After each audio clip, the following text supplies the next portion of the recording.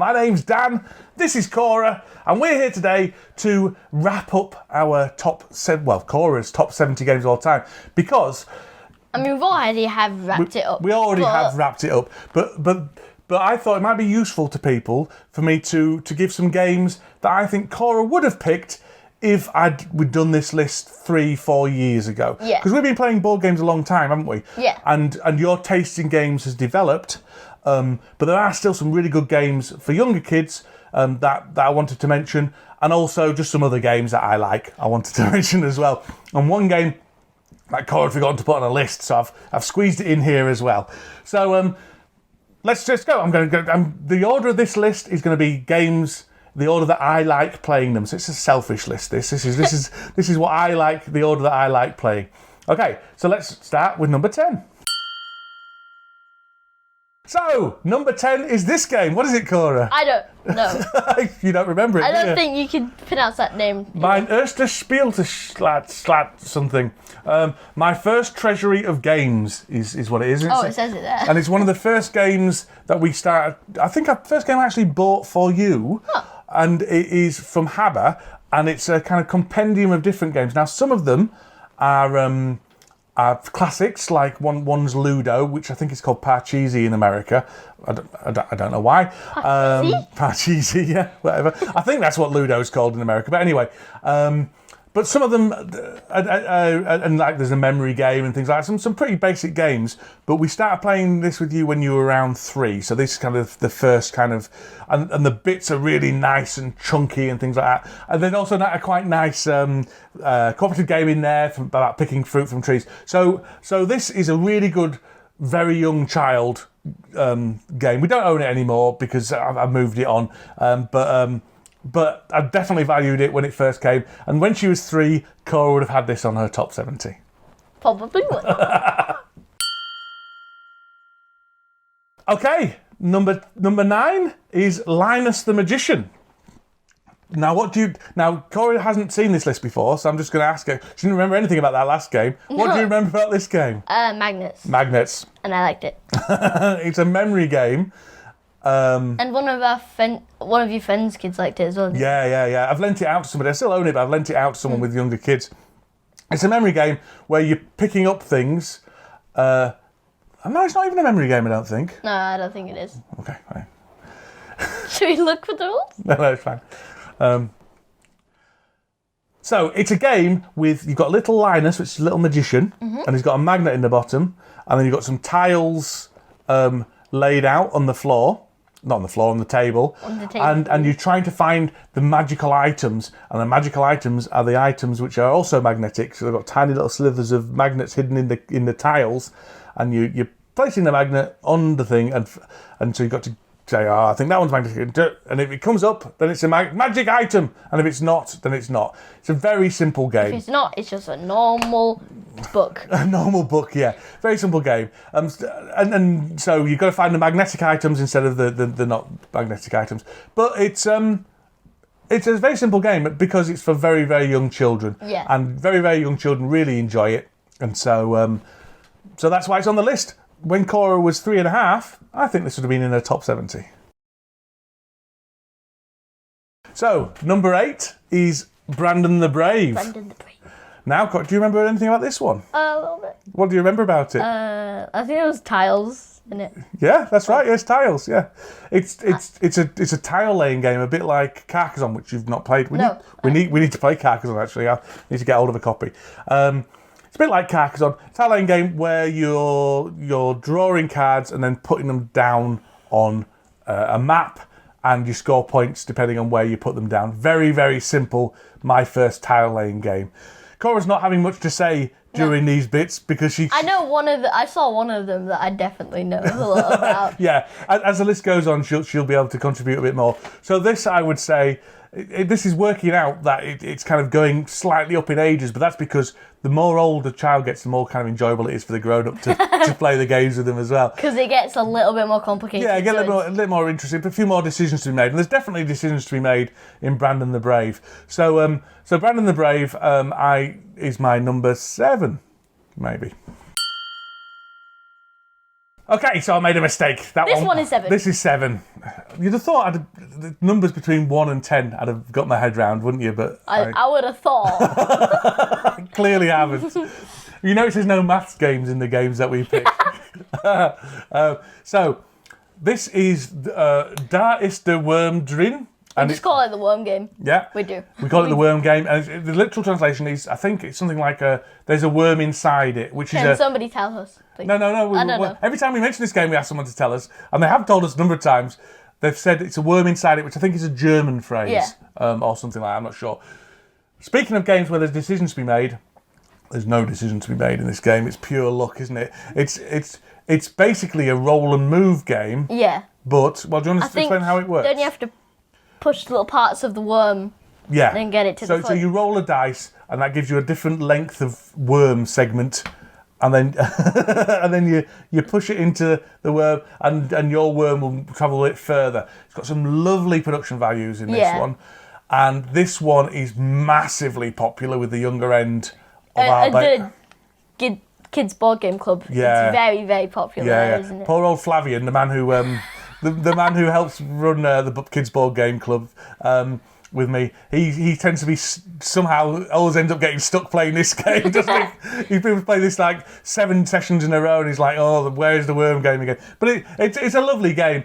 This is a game that I really recommend for people, young kids, so they're kind of 4, maybe even 3. Yeah. It's really, really good. It's never failed to go round. It's quite simple. You just push. Yeah, very simple. It never failed to go down really well with that kind of age group. I really rate it for that. It's one that a lot of kids enjoy. So, the worm game, basically. That is the worm game. Yeah. Okay, number 6. Now this is a charitable act on my part, because this is the game that Cora forgot to put on her list. Yeah, I probably would have put it on if I remembered it. Sort of. So, Too Many Monkeys, another game right. I really like it. Card game. Go on. What's Too Many Monkeys? Well, you have all these doors in front of you. It's a card game. It's entirely out of cards. Yeah. And then you pick up one from the deck, and if it's a 3, then you put it in the spot of the 3. Yep. Then if you're really lucky, you just go. And then you take the card that wasn't 3. You look at it, and then if that's a 2, then you put it in the 2 slot. It's 1. Yeah. And so you get. And you start off with 6 cards in front of you. Then if you win one, where you've got all of them 1, 2, 3, 4, 5, 6, then you go down to 5 and 4 and 3. But it gets harder and harder because there's less and less cards you want. Yeah. This isn't a game with any skill in it at all, is it? No, it's completely luck. Completely luck. That's not what he says when he wins. But when I win, it's skill.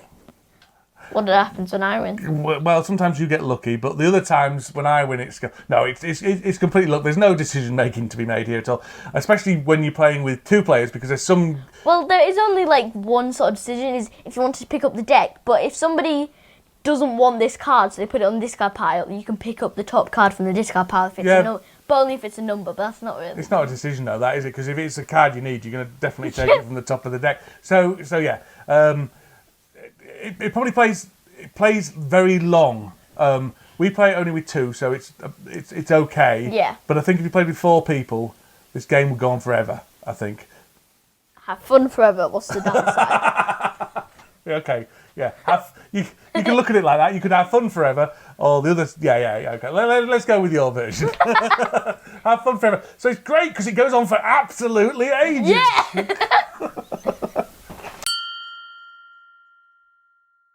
Okay, number 5, the Enchanted Tower. What do you remember about this game, Cora? You got to get the princess up.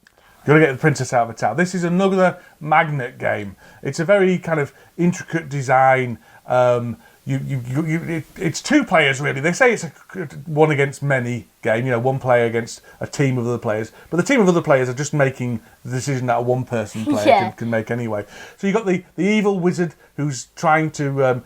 Who's captured a princess, and you've got Robin, the brave adventurer, and she's trying to rescue the princess. And so you've got the basically a key for the tower is hidden underneath within the box. Yeah. And there's a magnet on the bottom of both Robin and the wizard, and if you go over the space the key's in, it goes clunk. clunk, clunk, and you get the key. You're like, well, that was and something. You can unlock the tower. But the wizard knows where the key is, but they start a lot further back. And so Robin's kind of frantically running around trying to find the key on all these different spaces, and the wizard's trying to kind of make their way to the key without making it too obvious where the key is. So it's it's got a little bit of bluffing, a little bit. It's an interesting game. I quite like it. The Robin is trying to go like all over, but then the wizard go like that, and it's like because make a beeline straight there. But then that will tell Robin whereabouts the key, what area the key is, so they might be able to get over there. So anyway.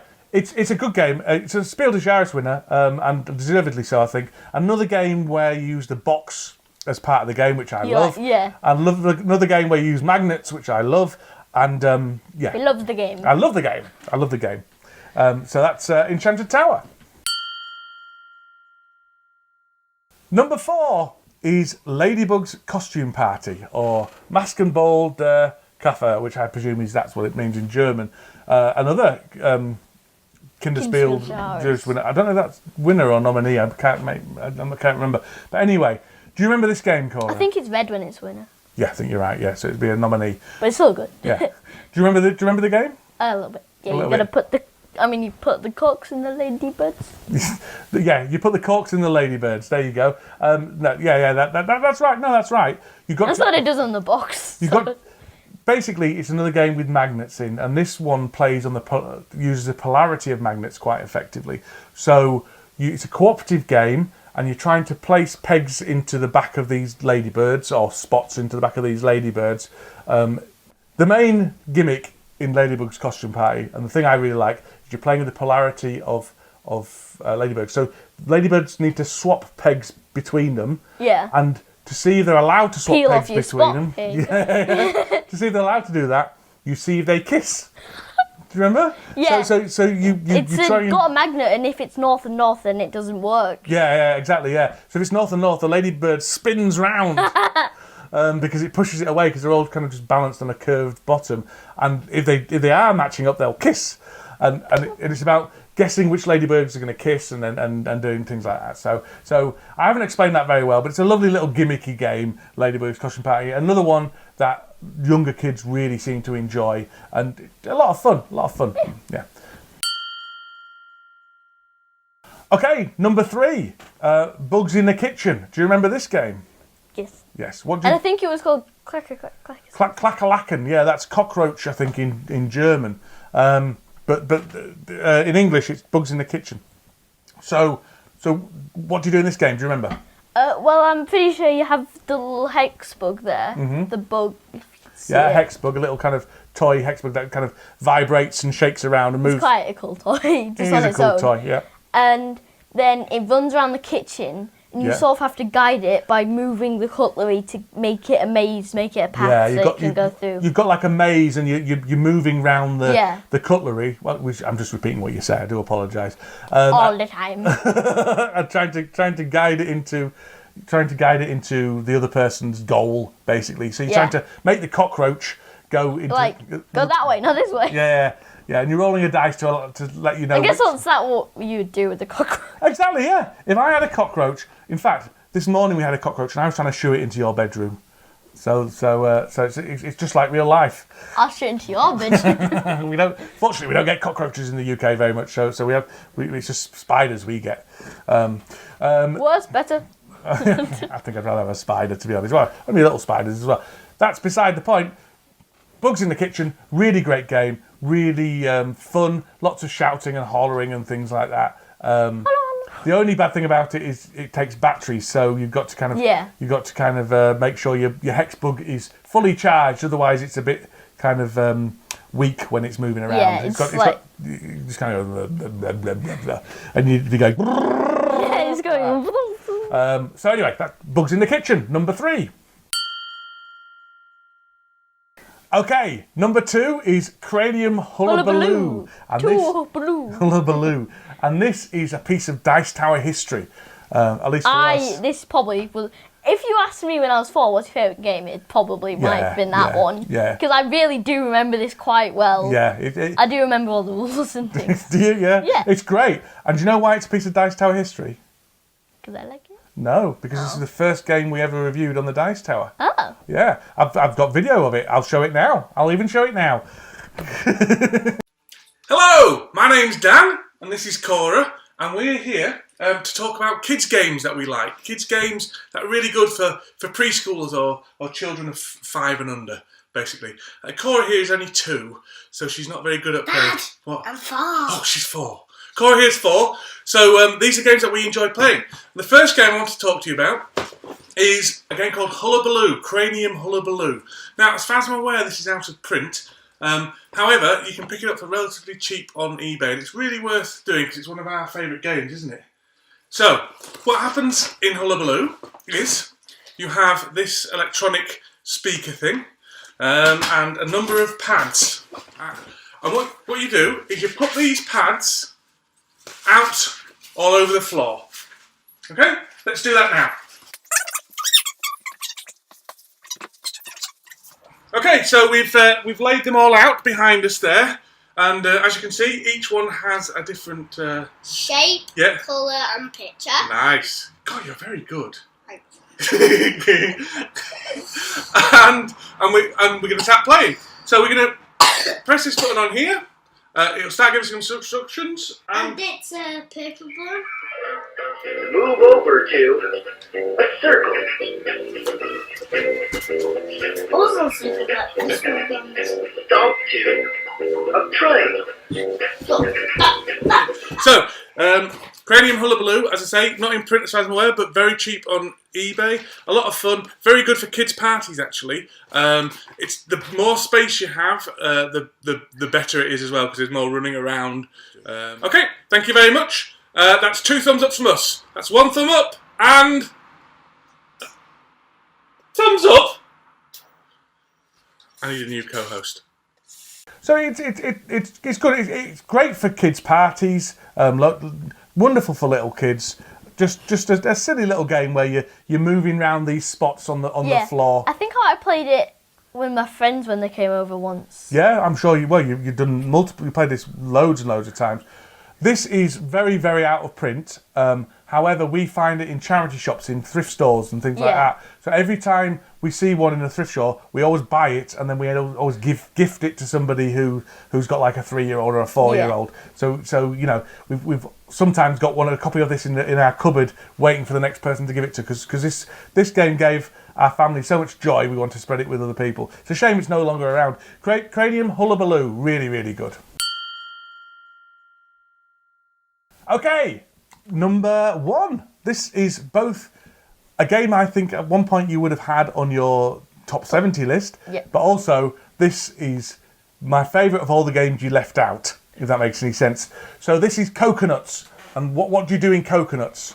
You have the little monkey and it has the coconut on its hand. Then you pull down its hand and when you let go it goes poof, and you got to get into the cup, right? Yeah, you're catapulting little coconuts into the cup. They're not real coconuts. They're not real coconuts. That wouldn't go very well. No. And if you angle it just right, instead of the cup, you can probably get it into someone's eye.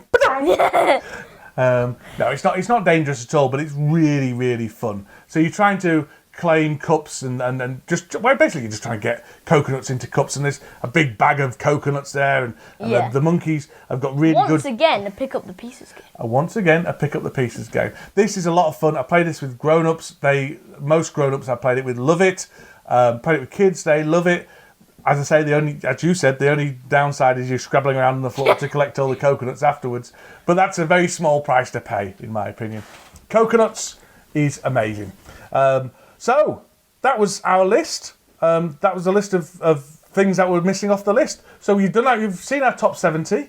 You've seen our other thing. You've seen our other thing.